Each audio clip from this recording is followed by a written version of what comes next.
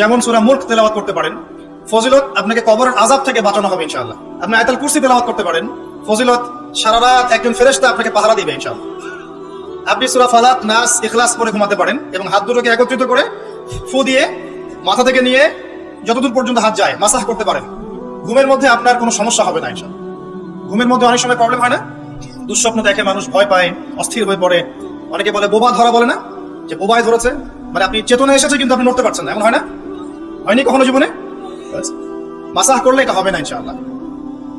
তারপরে 33 বার সুবহানাল্লাহ, 33 বার আলহামদুলিল্লাহ, 34 বার আল্লাহু আকবার, এরপর দোয়া পড়লেন, ঘুমিয়ে গেলেন। এছাড়াও সূরা কাফিরুন পড়তে পারেন, কুল ইয়া আইয়ুহাল কাফিরুন, আপনাকে আল্লাহ পাক শিরক থেকে বাঁচাবে ইনশাআল্লাহ। আর আমার সবচেয়ে পছন্দের একটা আমল আছে, ঘুমানোর সময় চেষ্টা করি কোনো রাত্রে যেন বাদ না যায়।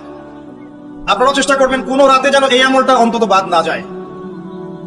আলী রাদিয়াল্লাহু আনহু বলতেন যে যার সামান্য বিবেক বুদ্ধি আছে তার জন্য শোভা পায় না যে সে এই আমলটা না করেই ঘুমিয়ে যাবে। সেটা কি? সূরা বাকারার শেষের 3টা আয়াত তেলাওয়াত করবেন। সূরা বাকারার শেষের 3 আয়াত অথবা 2 আয়াত পড়বেন, একই ফজিলত ইনশাআল্লাহ। কি ফজিলত? সারা রাত নফল নামাজ পড়লে যে নেকিটা পেতেন, আপনি এটা পরে ঘুমিয়ে গেলে ইনশাআল্লাহ সেই নেকি পেয়ে যাবেন।